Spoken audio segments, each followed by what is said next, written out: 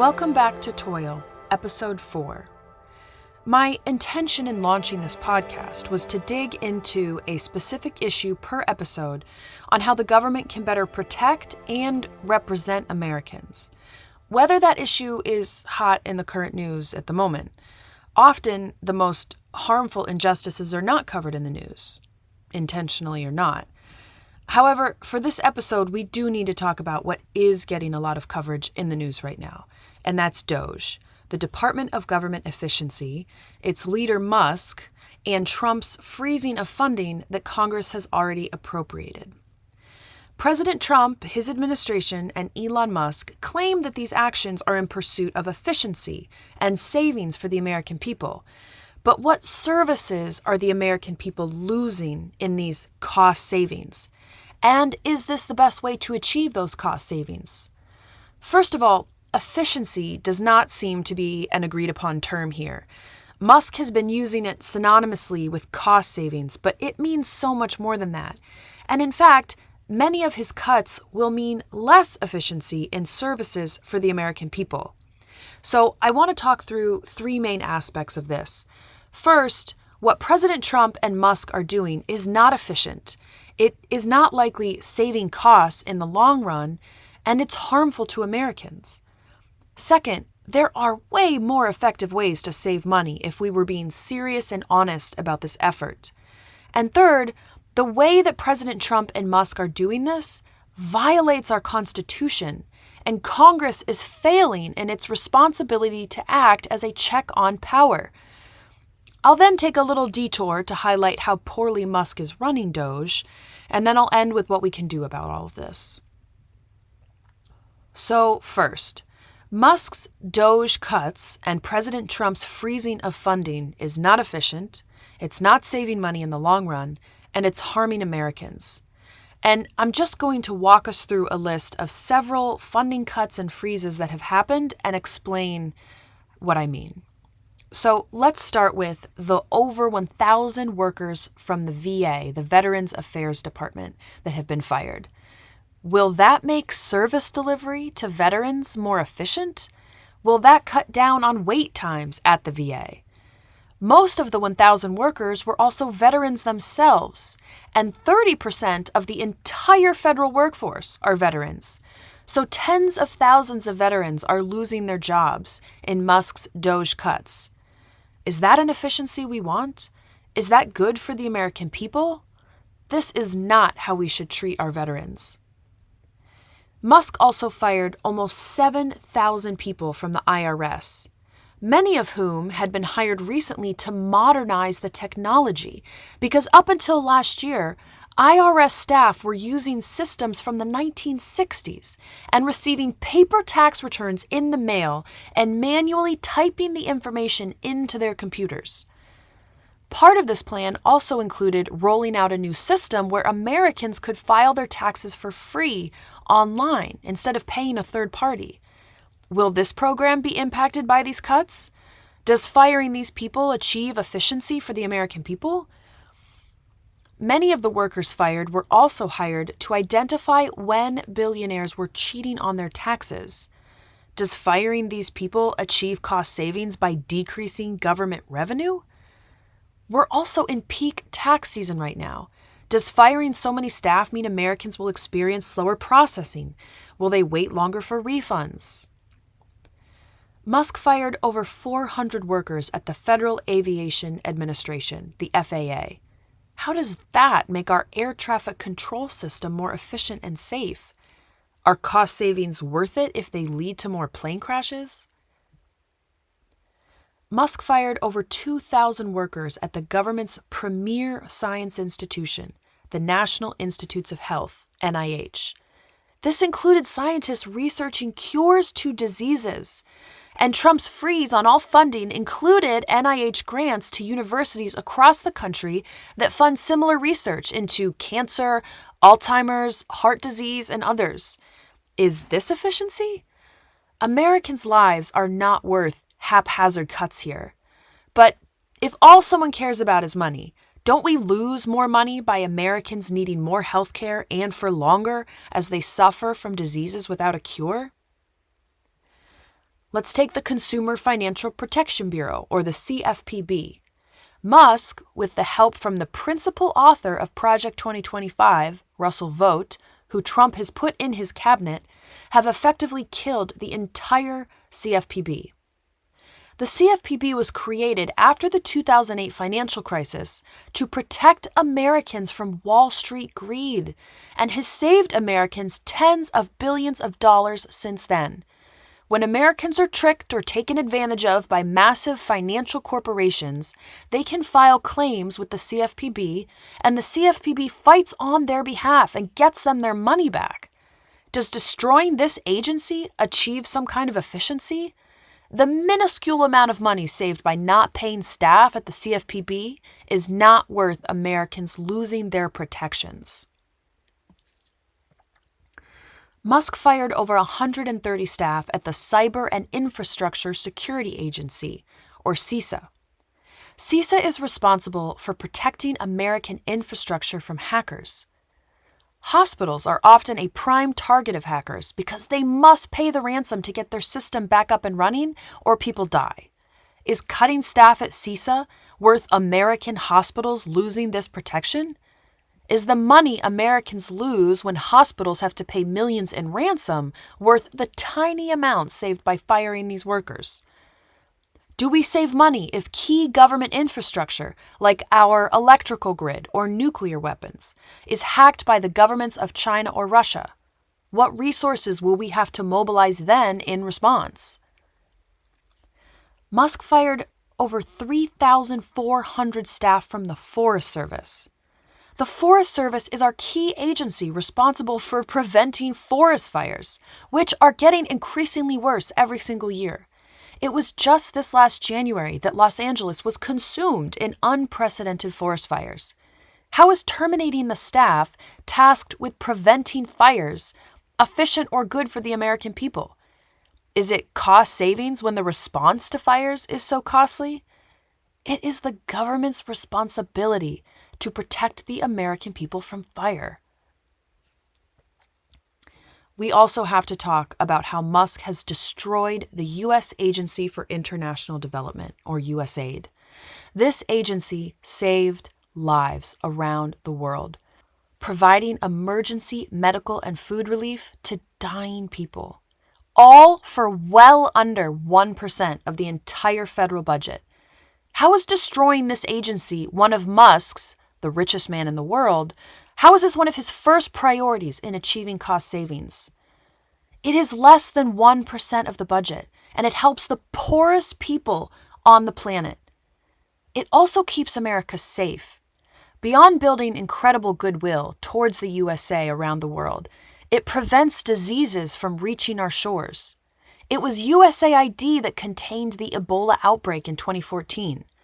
Now, Musk claimed in Trump's cabinet meeting last week that he accidentally cut USAID staff and funding currently working to contain an Ebola outbreak in Uganda, but that he immediately rehired them and allowed the programs to continue.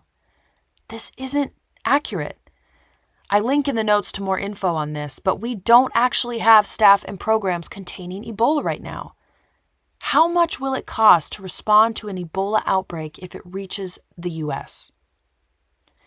Also, American farmers provide more than 40% of the food aid that USAID distributes globally. That's billions of dollars into the hands of American farmers. All of that has been stopped, and almost $500 million in food aid is rotting in warehouses, prohibited from being distributed. Some of it is already paid for, just sitting there spoiling while people starve.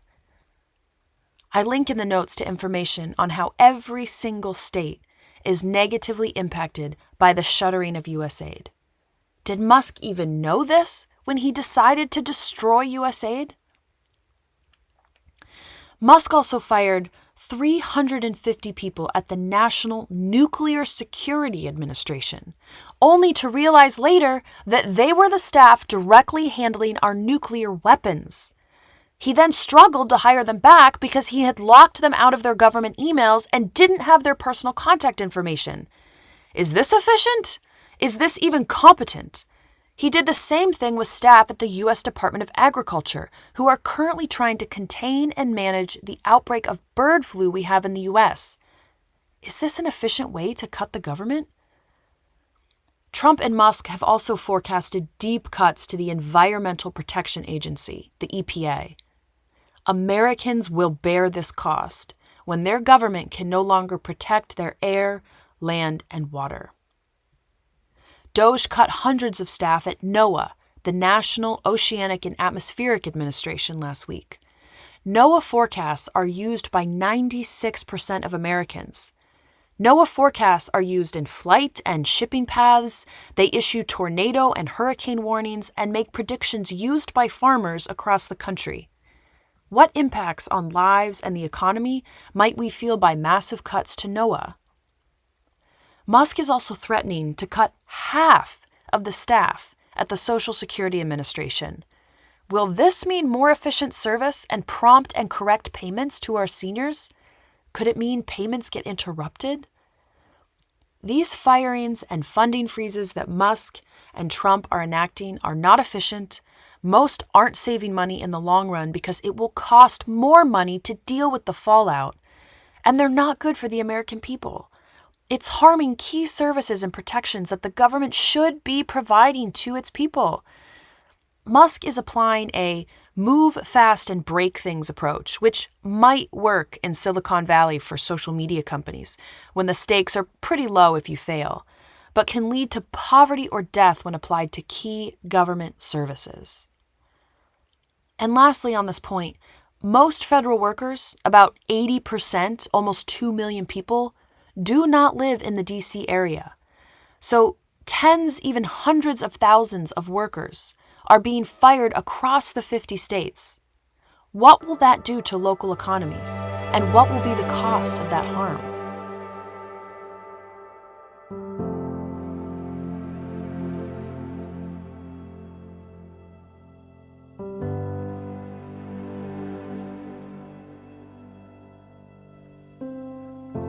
Okay, now to my second point. If President Trump and Elon Musk were truly serious and honest about wanting to cut costs and save American taxpayer money, they would do things very differently. First of all, instead of putting so much energy into a very small portion of government spending, federal workers, who account for only 5 to 6% of the entire federal budget, they would focus on the biggest categories. For example, they could start with cutting the massive subsidies and tax breaks the government doles out to wealthy private companies. We could start with the $38 billion in government contracts, loans, subsidies, and tax credits that have been given to Elon Musk alone across his companies. $38 billion to one man. Or the billions in tax breaks we're still granting to oil and gas companies. Or the same to Boeing, Intel, Ford, GM, Amazon, Foxconn, Disney, and more. Or we could force pharmaceutical companies to negotiate the cost of drugs with us. This seems fair given every single drug over the last decade was made possible with government funding of research that led to its discovery and development. How then can we allow these pharmaceutical companies to overcharge the American people and the U.S. government's Medicare and Medicaid programs? We should fix that.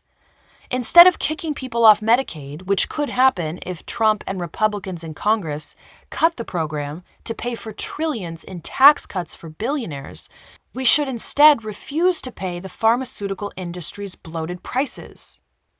Also, as a side note, we could not give billionaires trillions in tax cuts. That would save a lot of money too. But moving on. Biden and Democrats fought hard, against Republicans at the time, to require the federal government to negotiate the price it would pay for Medicare drugs, starting with a list of 10 in the first phase. The U.S. government is a major buyer through the Medicare and Medicaid programs. In a capitalistic system, it is entirely normal for a major buyer to negotiate prices with a supplier. Wouldn't Trump say we're losers and suckers for accepting this bad deal? Yet he and Musk aren't touching that. Democrats also introduced a bill during Trump's first term that included the ability for Medicare to negotiate dozens of drug prices. And the nonpartisan Congressional Budget Office, CBO, estimated that it would save $450 billion for the Medicare program over the next decade. Trump actually indicated initial support for this bill, but congressional Republicans killed it.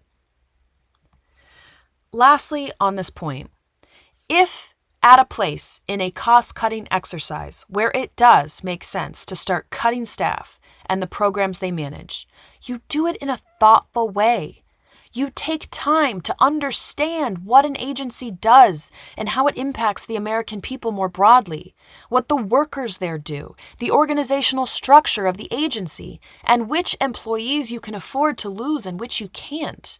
This happens in the private sector all the time. It's often called a restructuring. There are blueprints for how you do this. This is not a new concept. But Musk is not taking this thoughtful approach. He is not firing based on an understanding of what staff do and who we can afford to lose. His deferred resignation offer, where folks can quit but be paid through September, or firing probationary workers, or forcing remote workers back to the office in the hopes that they'll just quit, many of these tactics are illegal, and they're causing us to lose hundreds of thousands of highly productive and highly skilled workers that we need. There might be some workers we could afford to lose and still maintain services and protections to the American people, but you're not going to identify who those folks are with these hammer-like tactics that Musk is using. Instead, you might lose your best and brightest. It is not normal to run around a company or the government like a bull in a china shop just slashing left and right without understanding what you're cutting. It's really strange that we're allowing this to be done to vital government services. It is an entirely unserious way to look for savings.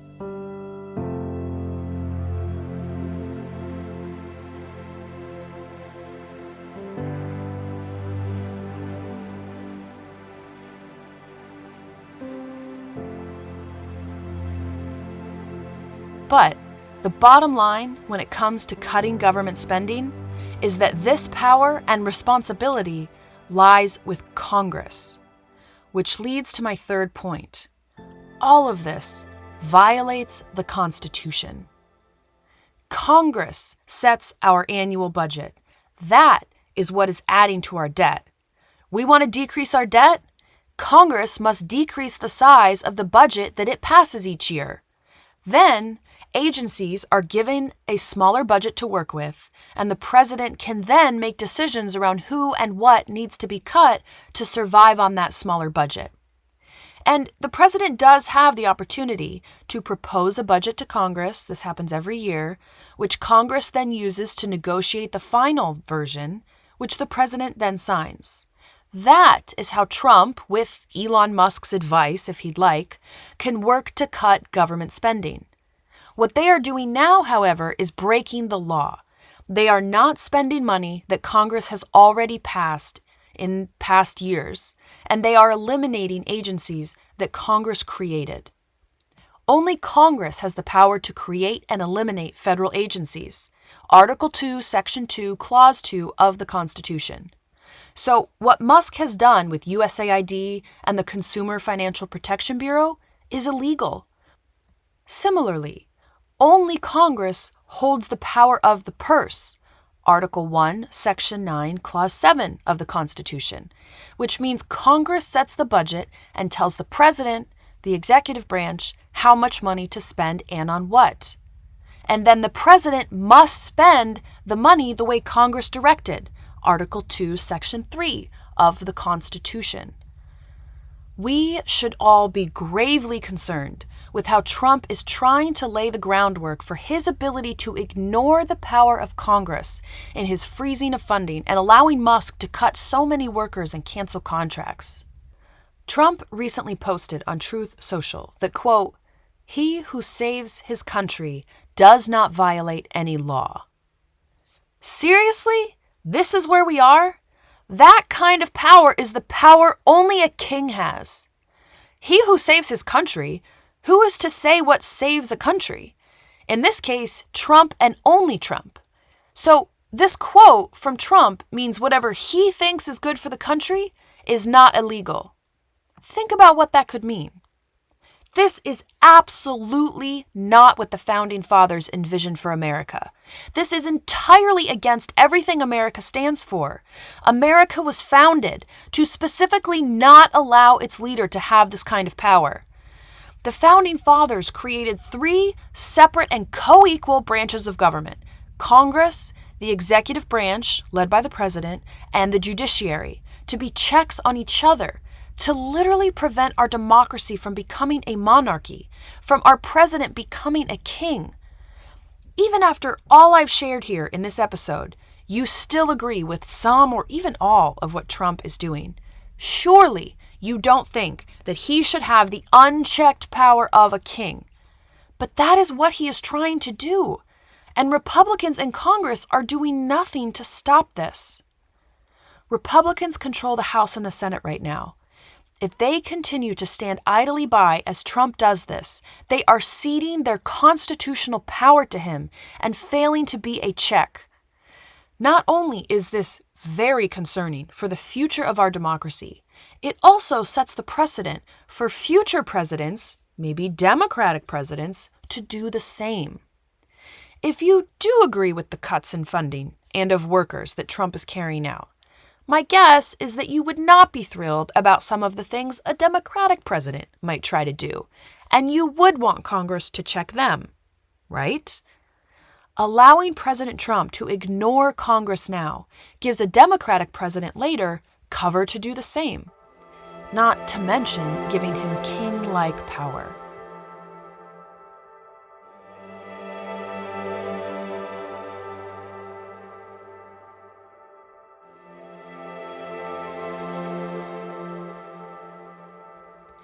Before closing with what we can do in this moment, I do think it's important to talk about 2 serious issues with Elon Musk in particular being the one to lead this effort. First, his clear conflicts of interest, and second, how he is running DOGE. So first, his conflicts of interest. Elon Musk has been given massive power over agencies that regulate him, investigate him, and grant him subsidies, loans, contracts, and tax breaks. When asked about this obvious conflict of interest in the Oval Office, President Trump said if his administration saw a conflict of interest, they would say something. Musk said people won't be shy, seeming to refer to folks outside the administration, and they'll also say something. Trump's press secretary, when asked the same question in a press briefing later, said, quote, "If Elon Musk comes across a conflict of interest with the contracts and the funding that DOGE is overseeing, Elon will recuse himself from those contracts." All these responses are so disingenuous for 2 reasons. First, this is not how conflict of interest works. You can't just trust the person who might have the conflict of interest to recuse themselves once they've identified the opportunity for corruption. You must do it before that. For example, as soon as Musk was anointed as the head of DOGE, he would have needed to recuse himself from day one from touching any agency with an active investigation into him or the ability to investigate or regulate him or award him government support. Clearly, he didn't do that. Second, this statement is just blatantly false because we now have 6 weeks of evidence that Musk is not recusing himself from anything, even after a conflict of interest is clearly identified. And people have been raising these conflicts of interest and nothing is happening. For example, a review by the New York Times that I linked to in the notes found that at least 11 federal agencies with more than 32 investigations, pending complaints, or enforcement actions into Musk's companies have been weakened or even canceled by Musk or Trump. Rolling Stone also just came out with a great breakdown, which I also linked to, of agencies investigating or regulating Musk and how Musk has used DOGE to cut them down. Musk has even destroyed entire agencies who would or could investigate or regulate him, like USAID that I mentioned earlier, which was investigating his use of Starlink in Ukraine, or the Consumer Financial Protection Bureau, which would have directly regulated the new payment system Musk is setting up with Visa to enable X to transfer money, like Venmo or PayPal. Musk is also using his position to identify ways to funnel taxpayer money to his businesses. For example, he is currently pressuring the FAA to cancel a $2.4 billion contract with Verizon to improve air traffic control communications and instead transfer that $2.4 billion contract to his own company, Starlink, and the FAA seems poised to fold to this pressure. Musk may also be trying to secure $400 million from the State Department to pay for an armored fleet of Cybertrucks. He has also notably not touched NASA with his DOGE cuts, an agency from which his company SpaceX relies on for billions of dollars in government contracts. This is corruption. Second, how Musk is running DOGE should concern us all.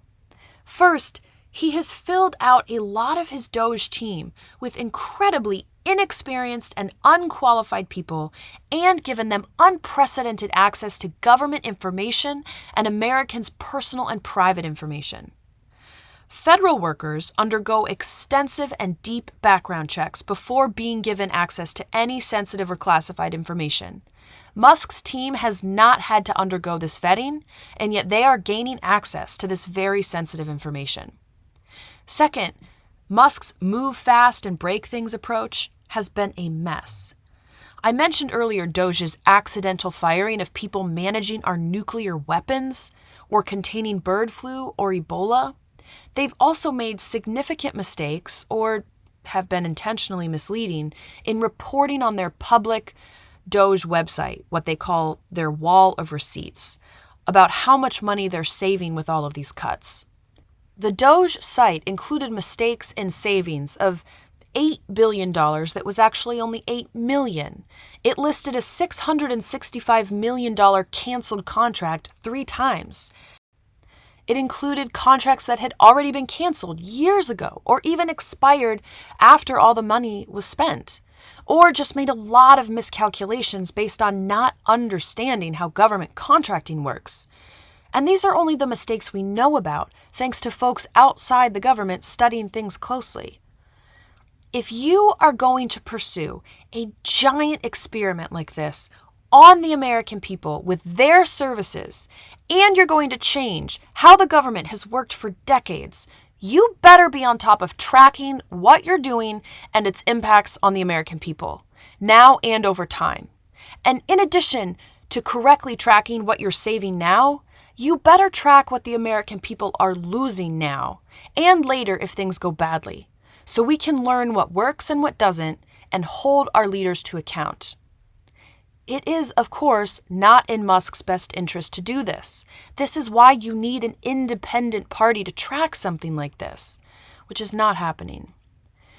DOGE's inaccurate tracking of its savings is also concerning because Trump is already floating the idea of sending checks to Americans based on how much DOGE has saved. But if DOGE hasn't actually saved what it claims, sending out these checks will just add to our federal debt. It's also been suggested that DOGE savings could be used to offset the trillions in tax cuts that Trump and Republicans want to give to the wealthiest in this country. Again, if the DOGE savings are incorrectly calculated, then this too would just serve to add to our national debt. Also, if there are a lot of DOGE savings, shouldn't they just be used to pay down our national debt, which is costing us almost $400 billion per year in interest, by the way? Given the haphazard and arguably incompetent way a lot of DOGE's actions have been carried out, we should also be very concerned that Musk and his unqualified and unvetted team have access to the Treasury payment systems, which includes Social Security payments, Medicaid and Medicare payments, tax information. What might they do with this information? Could they mess up these payments in trying to incorporate AI into the system? Could they accidentally expose Americans' personal and private data to hackers? We cannot trust this team with this information.